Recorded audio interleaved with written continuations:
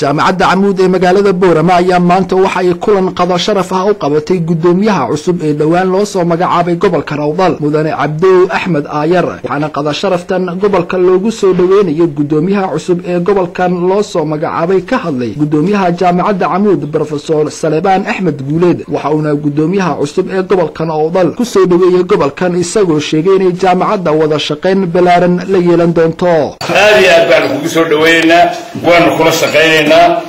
waan ognahay in boorama nasiib badan tahay taariikhdaadii intii aad maamulka haysay iyo tii beersalka marka raaco boorama barasaa fiican baa loo soo bedelay cidoo laba isku raacsan tahay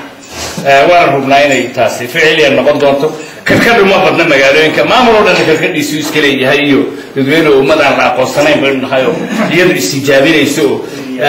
aan maalgelin badan lagu samayno waxaa imika aynu development iyo jaamacada samayna cid shilin noo sheeganaysa ma jirto all of them waa made in Somaliland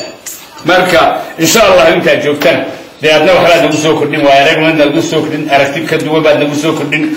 burco oo dhaqaalaha dalka meelaha ugu dheereeya kamid aad ka timid oo barasaab ka ahay formulaha horogu marna dawad waxa baad naga yarto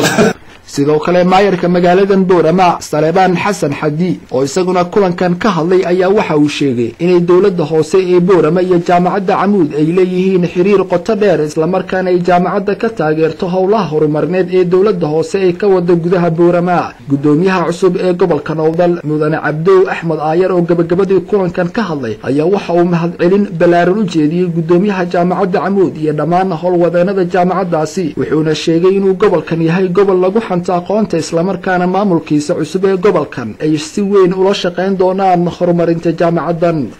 aan diyaar ugu noqdo sidii aqligayga iyo awoodayda anigoo la kaashanaya garaadkii aqoonta igu hareeraysan ee bulshada reer Awdal ama Boorama khaas ahaan jaamacad oo la kaashanayo oo gacmahayga ka dhiganayo oo ay garab taagan yihiin iyo maamulka dawliga aad guud ahaan ee ka dhisan gobolka أنا لك عشان يوحنا رجيني إن أي نقطة قبل هذا تقص نصيب كبدل اللي أبوه مرسن أي رجيني مستقبل وحيالها طبعا ويسكتنا وحيالها يدير وبشر الدمر والبويت الله ترسو كراية بيناي دلك هو بي إن